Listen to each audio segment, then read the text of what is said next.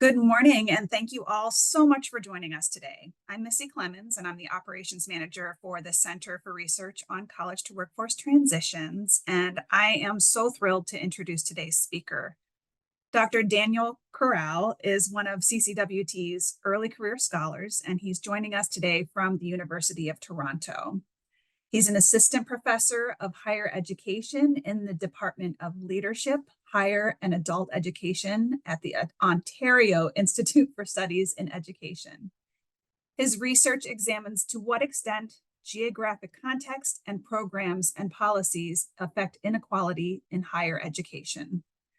With that, I'm going to hand the Zoom mic off to Dr. Corral. Danny. All right. Thank you so much, Missy, for that kind introduction. Give me a second here while I get situated. All right. I think y'all should be looking at my screen. We can see it. Okay, awesome. All right. So good morning or good afternoon, depending on where you are in the world. As Missy mentioned, my name is Danny Corral. I'm an assistant professor of higher education at the University of Toronto, and I've had the privilege of being part of the CCWT's Early Career Fellows Program. So before I start, I want to thank Matt and Mindy for their support in developing this project. And I also want to thank some research assistants at the University of Toronto who've helped bring this project to life. And specifically, I want to thank Margie, Samantha, and Victoria for their stellar research assistance. So today I'm going to be presenting some preliminary work on an idea that started at UW Madison while I was a graduate student, and that was pretty heavily informed by my own experiences in undergrad, which is exploring the outcomes and experiences of students participating in undergraduate research experiences, or UREs. So here's our roadmap for our time together. I'll begin by introducing or reintroducing to some of you what undergraduate research is, along with some important historical moments. Then I'll walk through the conceptual foundations of what undergraduate research is, and then I'll go over the strategy that I use to conduct the research that I'm presenting here today.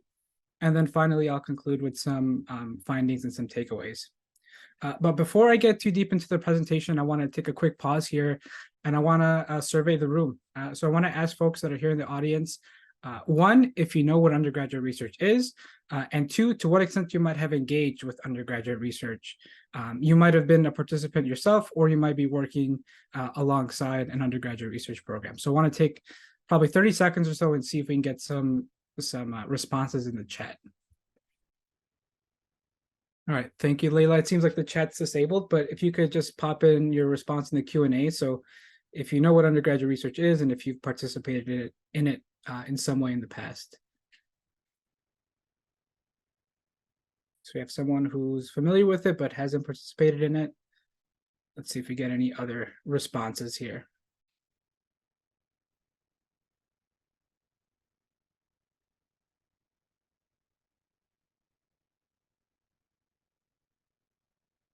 All right, we got some alums. Awesome. All right, I'll give it a couple more seconds here.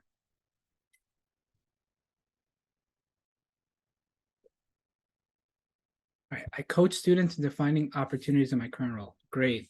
So yeah, so if you feel inclined, please continue to share in the chat.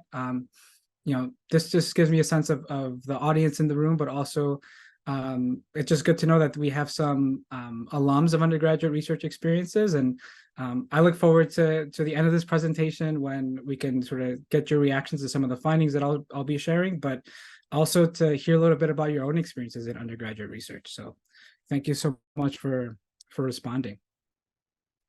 All right, I'm going to close these tabs real quick. All right, so to provide a baseline understanding, undergraduate research is defined as a mentored investigation or creative inquiry conducted by undergraduates that seek to make a scholarly or artistic contribution to knowledge. And this definition comes from the Council of Undergraduate Research, which is a membership organization whose mission it is to promote and support mentored undergraduate research experiences. And as you will see, undergraduate research can take on various forms throughout college and university campuses, not just in the US and in Canada, but across the globe. And as I mentioned earlier, undergraduate research has really impacted my own experience pretty significantly, as I participated in an undergraduate research experience at my undergraduate institution, Beloit College.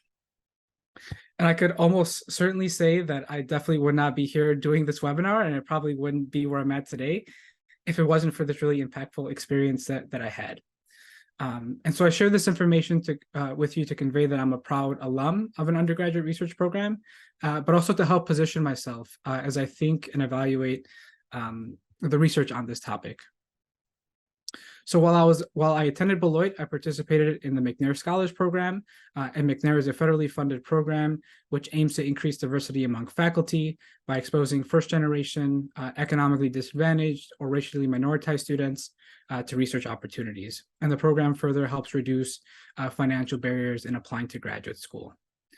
And here on your screen is a picture from my first ever research presentation while I was in McNair, and this was probably 10-ish years ago.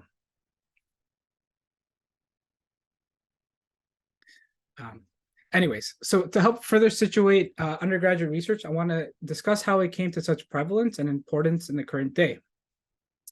So prior to the year 2000, undergraduate education was under pretty heavy scrutiny.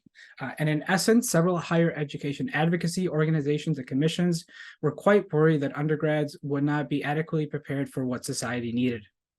So for example, one report mentioned that all too often, students graduate without knowing how to think logically, write clearly, or speak coherently.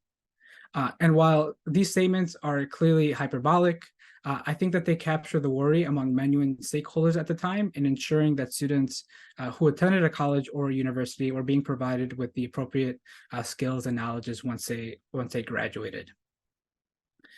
So one of these commissions that was assembled to find some solutions to these issues was the Boyer Commission in 1998.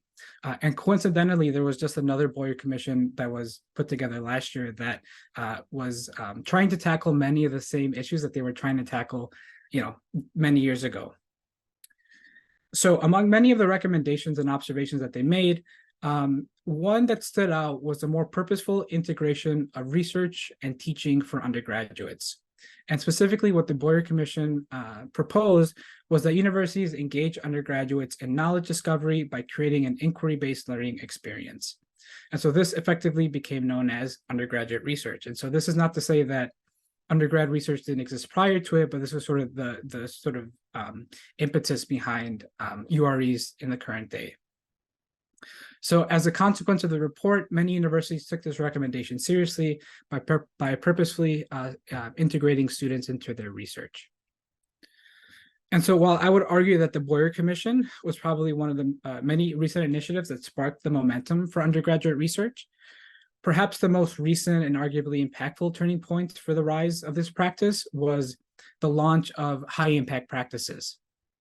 And so I imagine those of you that work in and around higher education are probably aware of high impact practices.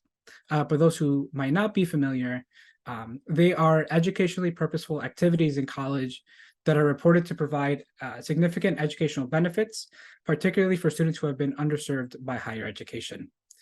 Examples of high impact practices include first-year seminars, internships, learning communities, and of course, undergraduate research. And again, since their introduction, colleges and universities promote high impact practices across the globe.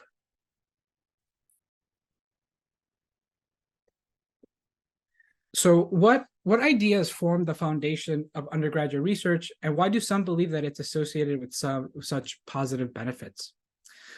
So first, constructivism really serves as the intellectual home or foundation for undergrad research. And it posits that learning is an active, constructive process where students build new ideas and concepts based on their knowledge, on their current and past knowledge.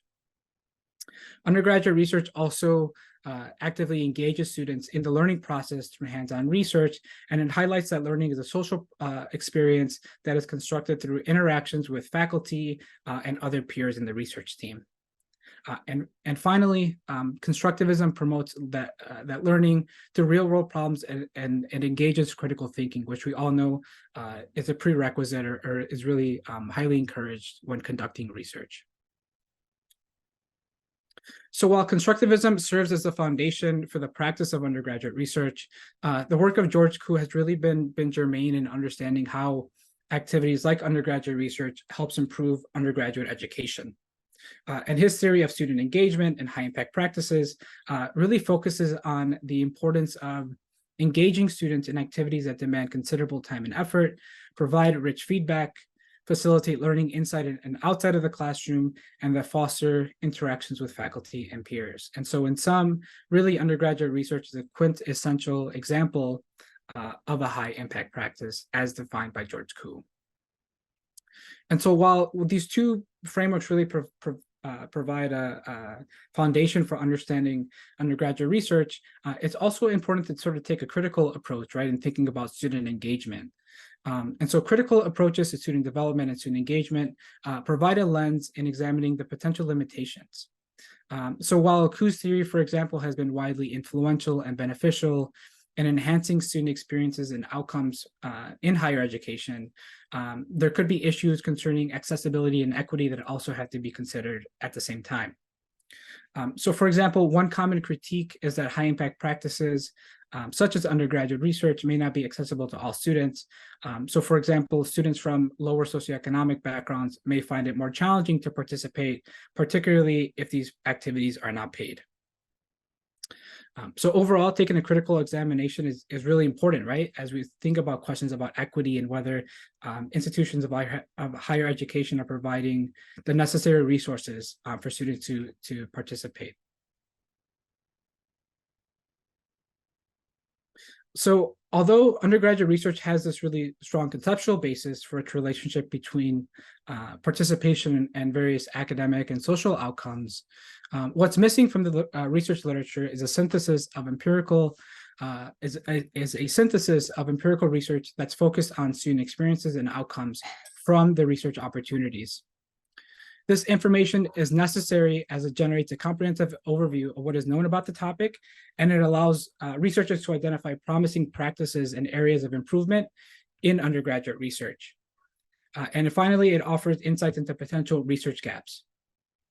So the present study that I'm talking about today builds off previous work that has primarily focused extensively on the particular program designs of undergraduate research experiences, and not so much on the actual experiences and outcomes of students. And the study also serves as an important update and a more systematic approach to a previous literature review that was conducted on the topic just over 15 years ago. And so with these aims in mind, the following research questions guided my literature review. What are the curricular design elements of undergraduate research experiences that students participate in? What are the experiences and outcomes of students who participated in UREs? And how do these experiences and outcomes vary by discipline, institution, and student population?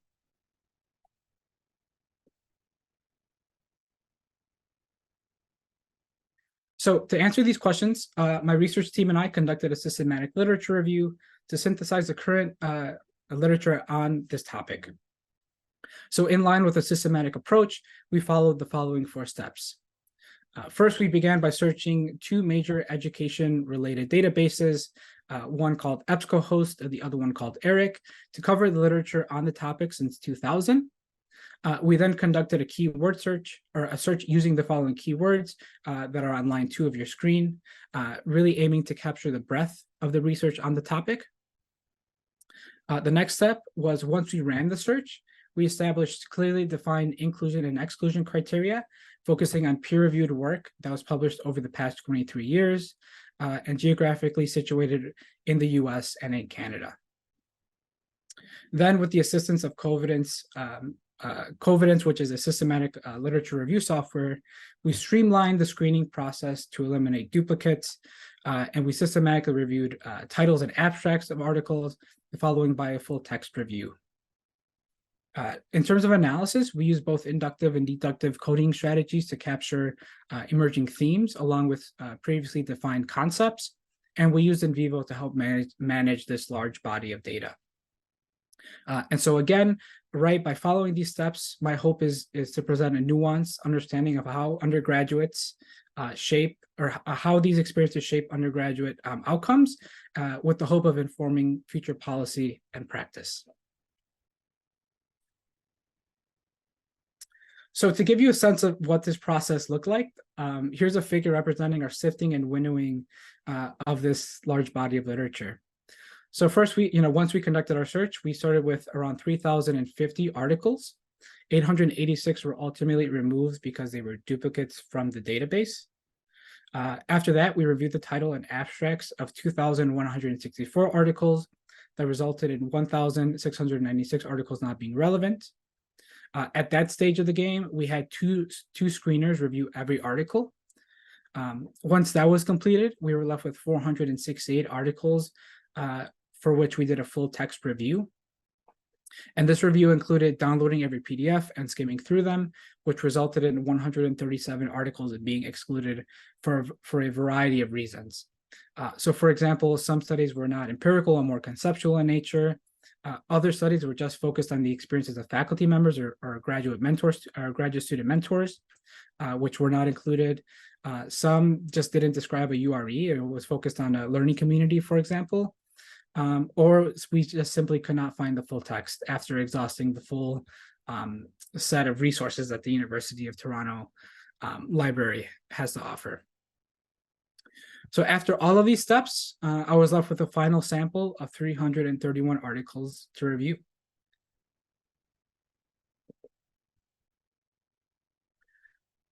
So now I want to present some preliminary findings here, and I'm going to break up this section by first providing sort of a broad description of this large body of literature, and then I'll get into some three major themes that I've identified. So first, I want to highlight this graph on the left-hand side of your screen, and it's a simple bar chart of studies on undergraduate research over the past 22 and a half years. And as you can see, there were only a handful of studies focused on undergraduate research experiences, and specifically the experiences and outcomes of students between 2000 and 2010. However, that began to change around 2011, when the number of studies focused on this topic never fell below 10, except for the year 2014, which to me must have just been a slow year publishing. Something else to notice from this graph here is beginning in 2020, there was a rise in the studies focused on this topic, with the year 2021 seeing 44 studies published. So overall, one thing that you could take away from this bar chart is sort of a growing trend and interest in undergraduate research experiences over time. The next thing that I want to point your attention to here is this pie chart on the right-hand side of your screen, which describes the disciplinary breakdown of the studies in this literature review. So around 69% of the studies focus exclusively on STEM-focused UREs. 19% of the studies in this literature review were multidisciplinary in focus, meaning that they focus on both STEM and non-STEM UREs. And finally, just 12% of the studies focus on non-STEM disciplines, many of which were focused on psychology and on education-related UREs.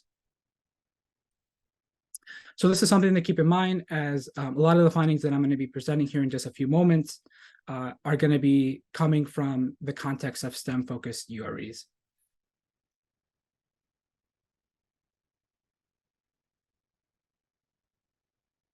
So what are the curricular design elements of undergraduate research experiences that students participate in?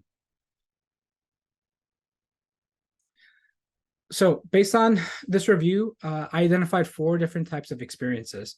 The first being a summer-based program.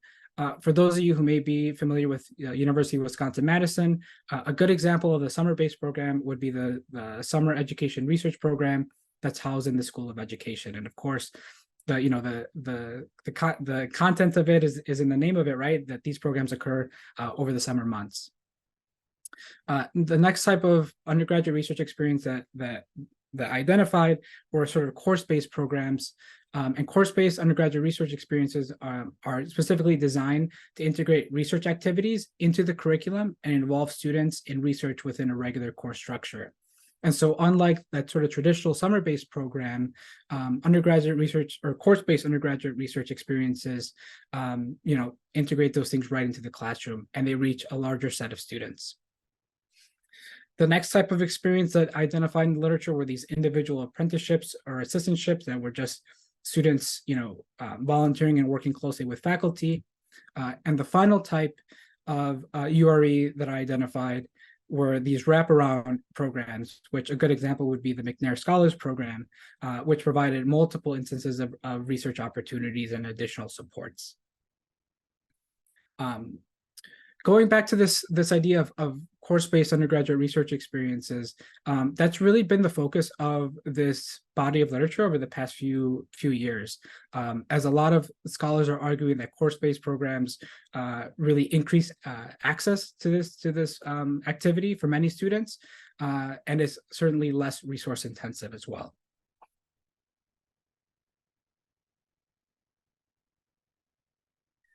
So to dig a little bit deeper into URE variation, looking at these different types of UREs also led to the question as to whether there are any differences between them. And so although this body of research is certainly just emerging over the past few years, these studies comparing different UREs to each other and whether they result in different outcomes generally point to no meaningful differences. So for example, a study in 2022 by Battaglia explored whether outcomes differed between students who participated in a course-based undergraduate research experience compared to those working individually with a faculty member. And they found insignificant differences in credit hours earned, grade point average, and graduate school enrollment. Something else that I want to highlight here related to variation was this notion of students that participated in more than one research opportunity also experienced even more positive results because of it. So keeping this in mind, right? Oftentimes we think of URE as being this one thing that students participate in, when in reality they could be participating in different types of UREs and doing more than one opportunity at a time, or over time, I should say. So next, I turn to looking at the experiences and outcomes of students who participate in UREs and looking at variation by discipline, institution, and by student population. So to start this section, I focus on the question of access, right? Going back to this critical approach. And so a trend that I noticed was that among several of the early studies on UREs, they were just simply focused on participation and its relationship to various academic and other outcomes, regardless of background. But beginning around 2007 is when scholars began to recognize how how students from different backgrounds may not have the same access to these types of opportunities. So for example, there was a study by Hurtado in 2008, Hurtado and colleagues in 2008, that explored the likelihood of students participating in an undergraduate research program using data from the Higher Education Research Institute at UCLA. And in that study, they found that Black students were significantly less likely to participate. However, they did find that encouragement from peers and reducing financial barriers were important moderating factors in promoting participation. Another study that I want to underscore here was by Harsh and colleagues in 2012, and they explored differences between men and women participating in a STEM-based URE. And at that study, they found that women there was no difference between men and women in participating in that URE, and actually conditional on participation, women experience an increased chance of entering graduate school in a STEM field because of their participation. And so again, right, these studies sort of collectively highlight the importance of keeping in mind how students from various backgrounds, students that may be marginalized or underrepresented, can benefit from these types of experiences. All right, so when I was developing this slide on academic achievement, I had to be a little bit selective with selecting citations because I felt like the whole slide could have just been filled with text. Just because UREs are often lauded to have very many benefits, they tend to have a lot of academic benefits, right? And so my reading of the research really suggests that UREs are associated with increases in GPA. They're related to increases in self-reported learning gains, post-secondary persistence, post-secondary graduation, and an outcome that I was not expecting, but that's been studied quite a bit here, is even a greater chance of receiving a nationally recognized award. So as you can see, there are several academic benefits of participating in a URE. One outcome that I want to highlight that often does not get much recognition is transfer. And so studies over the past decade have really been focusing on UREs occurring at the community college, because often I think scholars and researchers will often think of UREs happening at really highly research intensive universities or small liberal arts colleges, when in fact a lot of really good work is happening at local community colleges. And so what these studies find is that community college students who participate in UREs experience a greater chance of transfer to a baccalaureate granting institution. And some of these studies report that it's because of the institutional collaboration between these community colleges and other local baccalaureate granting colleges that really help facilitate improvements in transfer.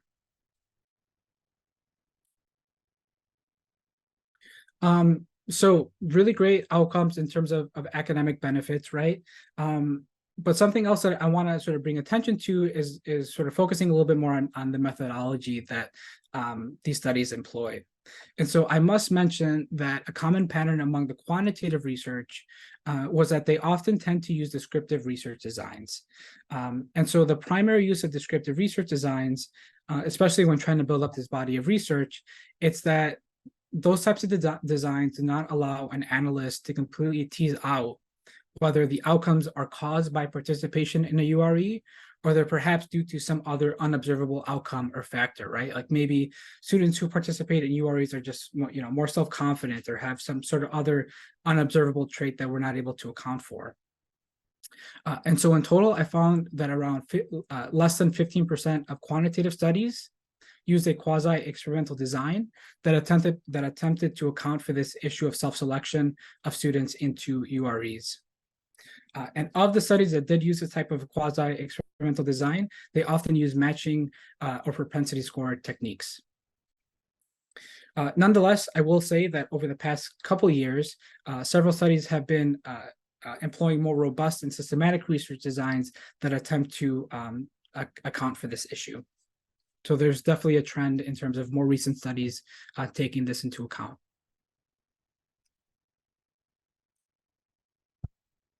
So in addition to academic outcomes, another prominent theme in the literature was the role of UREs in cultivating and shaping a professional identity. And professional identity refers to the process through which students begin to integrate knowledge, skills, and behaviors of their discipline as part of their own identity. And so developing a professional identity is important because it helps clarify future career goals and become connected with the norms and ideas of the discipline.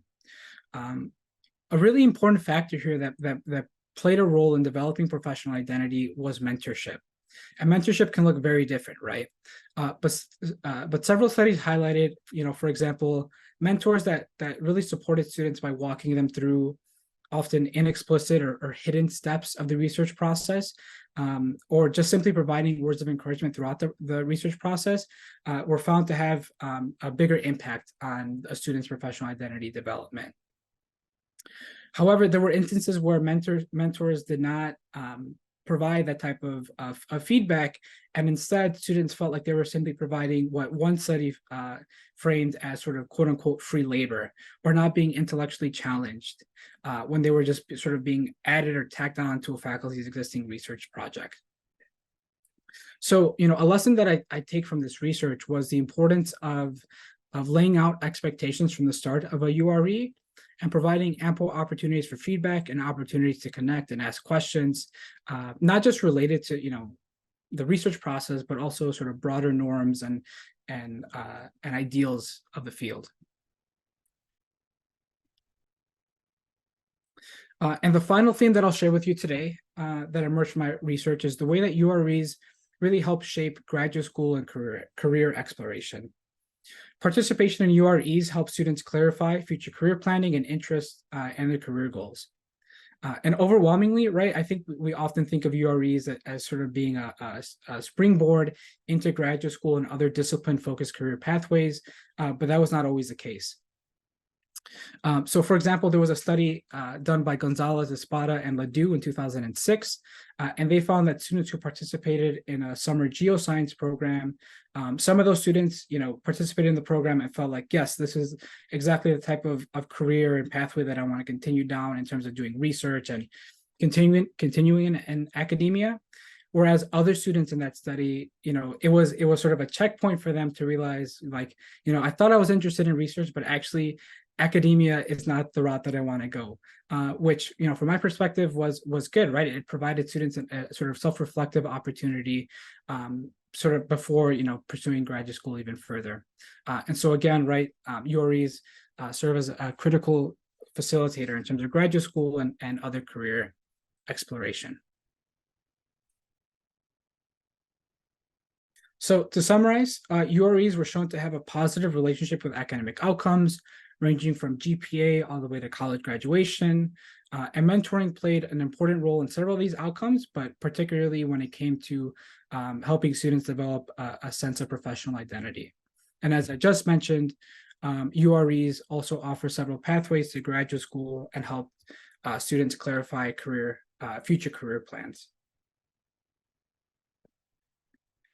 So while I primarily focused on these three themes, I should also say that there were other really important concepts and ideas that emerged from the literature that I just didn't have time to touch on in my talk today. Some of which being the development and use of on-campus support, and that's one example of this is the crucial role of other peers in supporting students in their UREs. Another emerging topic was the development of soft skills like communication and interpersonal skills. And lastly, another emerging theme was a line of research documenting the experiences of students during the COVID-19 pandemic and how shifts to an online program affected student experiences. So to conclude this work, this systematic review highlights at least three big recommendations moving forward for me in terms of research on the topic, along with for practice.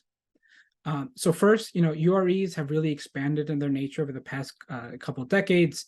And so, given this breadth and variation, I think research on the topic should be as precise and consistent as possible when they're exploring these types of experiences.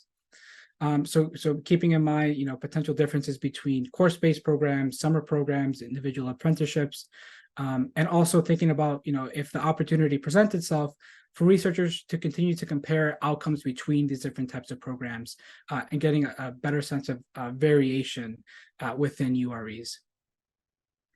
The second recommendation that I have to share with you all is, while UREs have sort of consistently shown a really positive relationship with academic outcomes and professional identity development, I would argue that I think right now is a pretty good time to think about taking a more holistic approach and thinking about other non-academic outcomes like well-being, civic participation, right? Because I think UREs can really be impacting other facets of students' lives. And my final recommendation here for practitioners is the inclusion of systematic and robust evaluation and research plans that can help accompany the administration of UREs. As we're all, pretty well aware, sources of funding in higher education continue to become more scarce, right? And so providing strong evidence of the effectiveness of a program in light of this growing accountability culture is really, really important, right? And so being able to embed those plans right into the beginning or the start of the program would be ideal, along with working with institutional research offices to perhaps merge program data with existing administrative data as to not sort of reinvent the wheel. And so with that, that's my talk. So, thank you so much for listening, and I look forward to any comments or questions you all may have. All right. Thank you so much, Dr. Corral. With that, we can open up for Q&A, and you can put your questions in the Q&A or in the chat. All right, so let me see. We have one question here. There is a question. Yeah.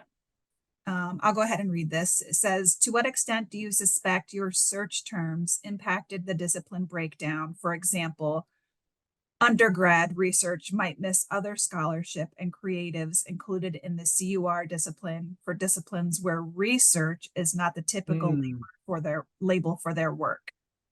Yeah, that's a good question. I haven't thought about that. It certainly might have. Hold on one second. Go ahead. Okay. Yeah. So it certainly might have, right? Like I think that's a fair critique and a potential limitation of this study. However, I would say, if an activity is considered sort of an undergraduate research experience, right?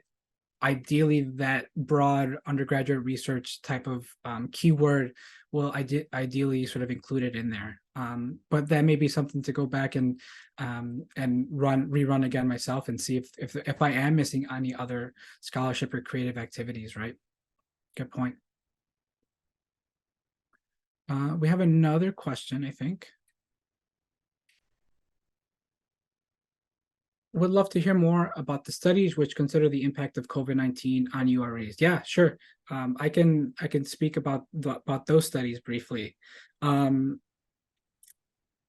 So yeah, undergraduate research experiences were pretty heavily impacted by COVID, right? A lot of these in-person programs, which have been in person for several years, had to be shifted online. And I think a lot of the commonalities or issues that we saw with the shift to online in terms of teaching, right, sort of regular undergraduate teaching or graduate teaching, were also being experienced among undergraduate research experience participants, right? Like, especially when it came to mentorship and feeling a sense of belonging and connectedness. That was a common theme, right? Sort of mentors and faculty had to sort of take an extra step and make sure that they were being even more explicit and even more sort of clear about what expectations look like, and just being able to break down those barriers, right? Because when you're, even now, right, like we're not getting the same type of participation from this webinar if we were like in a room all together in the same place, right? And so those are just consequences of the circumstances, right? But in terms of the impact of COVID-19 on UREs, it shifted things online. It made it a little bit more difficult for students.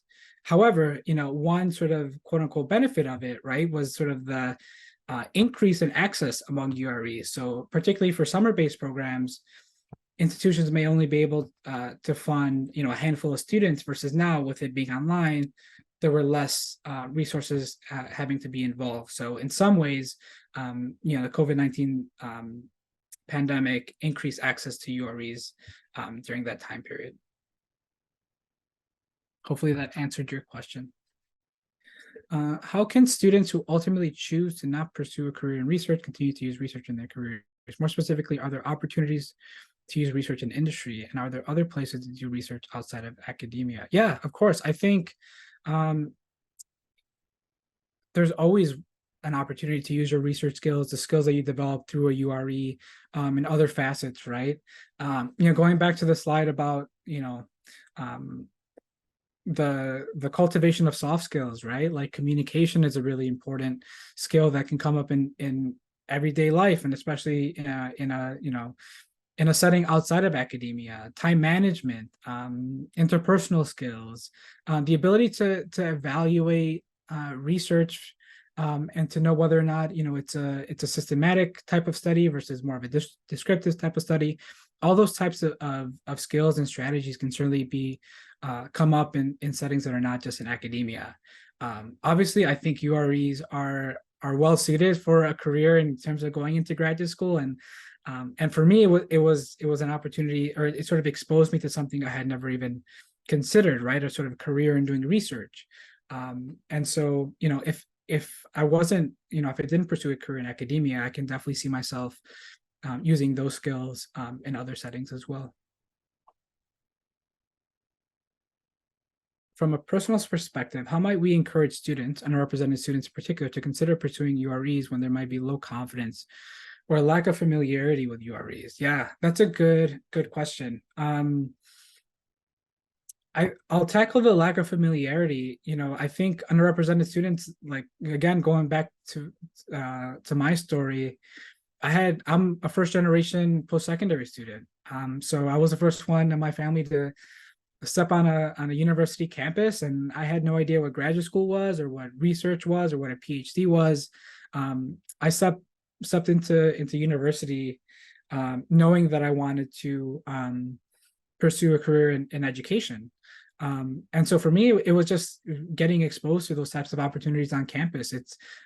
It's learning from peers, right? And so if you're able to expose students to what research is, what it can look like, the variety of outcomes that research can lead to, I think that's one way to do it. It's just a lot of times they're just not familiar with it, and so promoting that as much as you can on campus would be a good strategy. When it comes to confidence, one of the main themes that I took away from this literature review was the important role of mentorship, right? And mentorship plays a really, really distinct role in the definition of what undergraduate research experiences are, right? Like, it wouldn't be URE if you weren't working closely with a graduate student or a veteran faculty member. So making clear to those mentors that making clear the research process, asking, sort of promoting or sort of encouraging students to ask questions and really be okay with failure, right? I think that's another important part of the research process that I'm sure most of us have experienced, right? Is when we get into research, most of the time it doesn't go to plan, and so we have to be creative, be critical, and think outside the box. And I think showing that to students, to show that their professors also often make mistakes and have to pivot, can sort of help increase that confidence for students.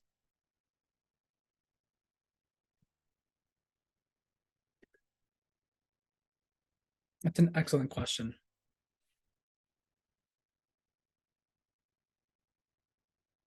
I want to ask from any of the participants here, did any of these findings resonate with you? Were there things that you saw or maybe weren't exactly related to your experience? I'd love to get your thoughts about that as well. All right, if there aren't any sort of responses or anything like that, that's totally okay too. I think that's something that we can take away from this talk and continue to reflect on. Oh, here we go. We're fully embracing research as a type of experiential learning, and thus encouraging all students to fully embrace it. Yeah, awesome. Yeah, I think going back to the previous question that I was addressing, right? It's a lot of students may have low confidence or not be familiar with what research is in the first place, and so being able to promote that and encourage all students to embrace research, I think is a good idea. I found that UREs can help my co-op students consider academia compared to a traditional industry route. Yeah, good.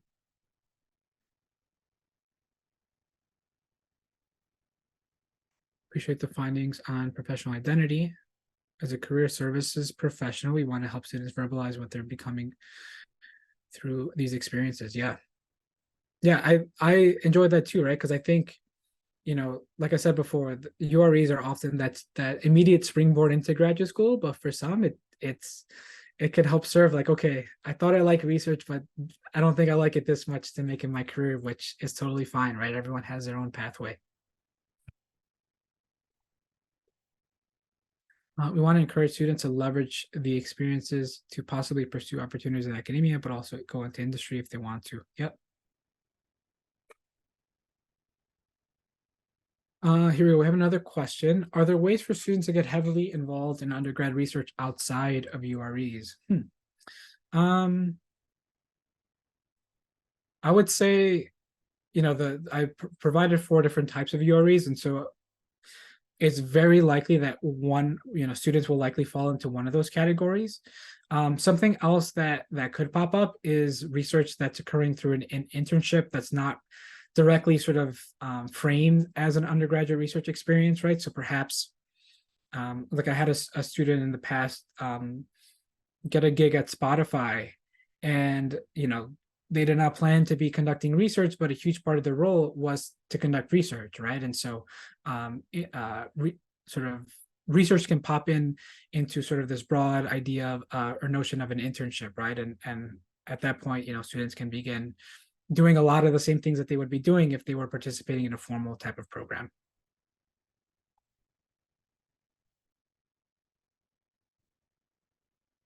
All right, any final comments, questions, thoughts? I'm gonna pop my email once again in the chat. I'm always happy to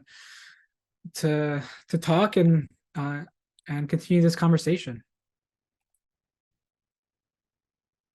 Yeah, thank you so much, Dr. Corral. And also, we had a couple of questions about the video being available, and I wanted to let everyone know that we do make these videos available on our website. So I will email all of the participants today to let you know when the video is available. I also popped an evaluation form, a link to an evaluation form in the chat. So please, it only takes a few minutes. It's not a long evaluation. If you wouldn't mind just letting us know how we did today. Thank you all again for joining us, and thank you so much, Danny. It was excellent today. We really learned a lot from you. And if any of you have any feedback for CCWT, please feel free to let us know. And with that, I think we'll end today. So thank you all again. Have a great day. Thank you, Missy. Thank you.